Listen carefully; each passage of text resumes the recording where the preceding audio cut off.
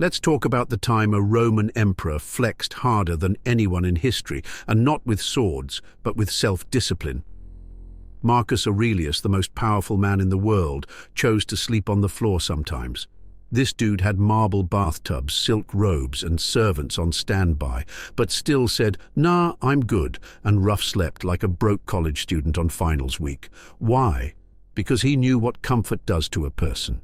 It softens you, makes you weak, makes you forget how strong you really are. Now imagine you, stuck in a job you hate, stuck in a loop of endless distractions, stuck in a dream that deep down doesn't even feel like yours. This video, it's not here to pat your back and tell you you're doing great, sweetie. It's here to slap that bag of chips out of your hand and drag you lovingly out of your comfort zone. Because that zone, that's where dreams go to flatline. It's time to break free. Not tomorrow, not after this show. Now let's go gladiator mode. Silk sheets and grapes are a trap. Imagine this. You're lying in a fancy bed, the sheets feel like clouds, someone's feeding you grapes, and your toes are getting painted. At first you're like, wow, this is the dream. But give it 10 minutes. Now your back hurts from doing nothing. You're sick of grapes. You're wondering what the point of all this is. That feeling, that's the trap of comfort. It looks sweet, but too much of it rots your soul. Comfort feels good for a moment, but it steals your drive. It steals your hunger to grow. You stop moving, you stop creating, you stop living. That's what Marcus Aurelius meant when he said, "It is not death that a man should fear, but he should fear never beginning to live."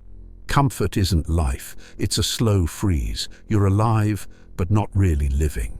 Think of your cousin who quit their job to find themselves. It sounded brave, but 3 years later, they're still on the couch, binging shows and battling anxiety like it's their new job. No plan, no purpose, just floating in a sea of comfort that's turned into misery. That's what happens when you chase ease and avoid effort. Stoicism tells us, don't chase soft living, chase real living. The kind where you struggle, sweat, fail, grow, and get up stronger. Because that is the life worth living. Not grapes, not silk sheets.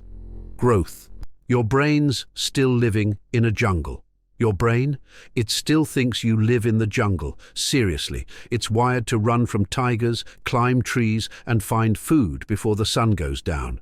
That's what it was built for. Danger, survival, movement. But now, you're scrolling TikTok, ordering tacos with a swipe, and stressing out over whether oat milk or almond milk is better in your latte.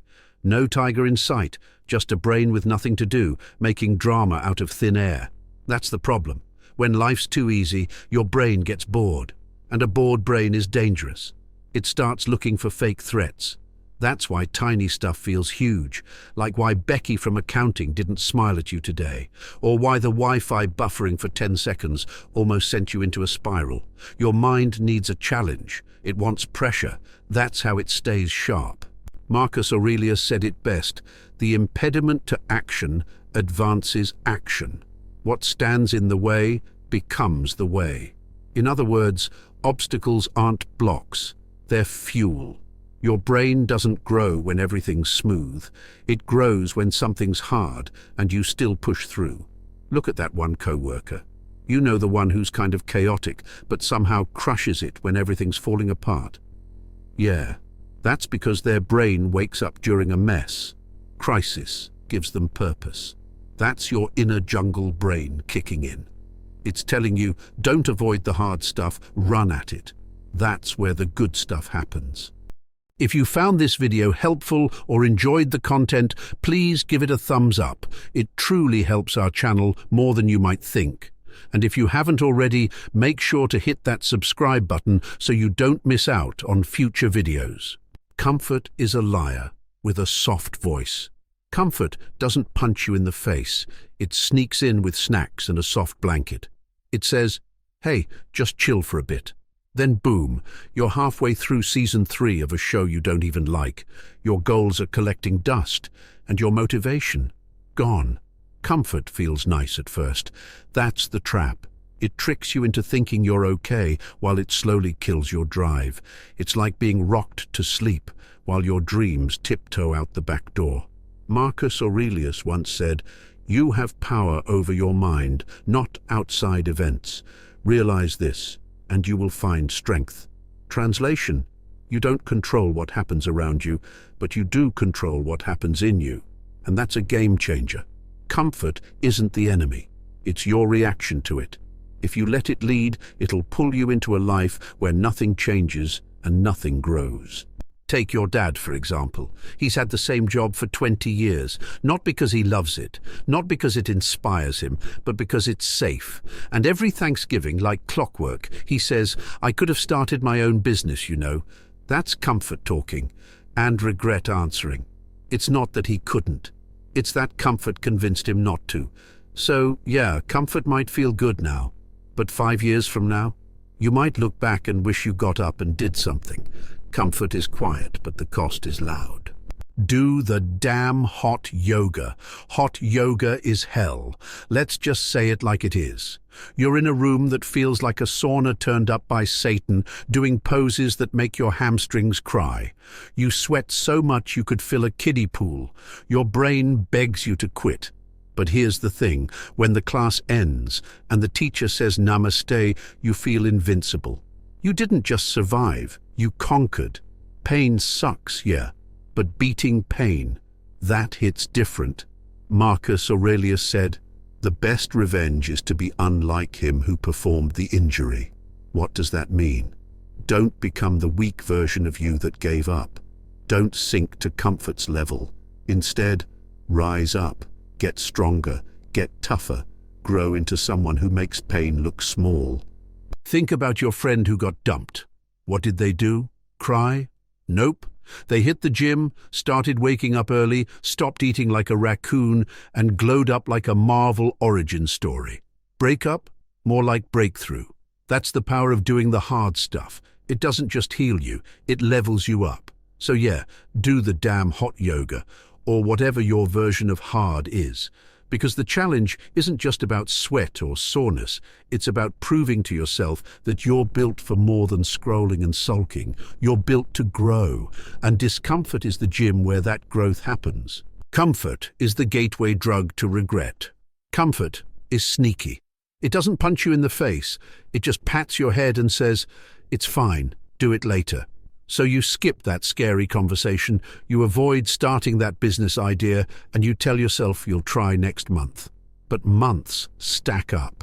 And then it's 5 years later, and your life feels like it's stuck on pause. You're not the main character, you're background noise in someone else's movie. Marcus Aurelius once said, "A man's worth is no greater than his ambitions." In other words, if you keep shrinking your goals just to stay comfy, you shrink your life too. You can't build something epic from the couch. You've got to want more and chase it like your life depends on it, because in a way, it does. Everyone's got that one friend, the one who's always saying they're going to start a podcast, write a book, or launch a side hustle. But they never even open Google Docs. They don't create, they quote the people who actually did. And every year, they sound more and more bitter, but still won't start. That's what regret looks like. Slow, quiet, and wrapped in excuses. So don't wait. Don't someday your dreams to death. Comfort feels good now, but in the long run, it's the biggest trap there is. And regret, that's the real pain. Wishing you'd been braver when it actually mattered. Break the cycle before the cycle breaks you. Comfort feels nice at first. You say, "I'll just take a little break." Then that break turns into a week, then a month. Then suddenly you're stuck. Not physically stuck, mentally stuck. It's like being in a super soft, cozy quicksand. The more you stay in it, the harder it gets to pull yourself out. Even thinking about doing something hard feels exhausting. The longer you chill, the weaker your motivation gets. It's not because you're lazy, it's because your brain got used to easy. Marcus Aurelius said, "The soul becomes dyed with the color of its thoughts." If you keep thinking soft, your whole spirit turns soft. If your daily goal becomes just make it through the day, you lose the fire to grow, and once you lose that, you stop believing change is even possible. You've seen it. That sibling who was just taking a break after school or quitting a job, but now it's been 2 years. They flinch when the Wi-Fi goes out like it's the end of the world. They panic over small stuff because they haven't had a real challenge in forever. That's what comfort does. It makes regular life feel hard because you stop training for anything bigger. So, break the cycle before the cycle breaks you. Even if it's just one hard thing a day, do it. Get up early, go for that run, apply for that job, start that thing. If you don't, comfort won't just steal your time, it'll steal your courage. Turn struggle into your daily vitamin. Most people treat struggle like a pop quiz. They panic when it shows up, but real ones. They treat it like breakfast. Wake up, stretch, suffer a little, grow a lot. Struggle should be your daily vitamin. One big gulp of, "This sucks, but it's good for me." The Stoics didn't wait around hoping for easy days. They trained for pain. They chose hard things on purpose because they knew life doesn't ask for permission before it punches you in the face. Marcus Aurelius said, "Don't live as if you had 10,000 years. Death hangs over you. While you live, while it is in your power, be good." Translation: you don't have forever, you get today.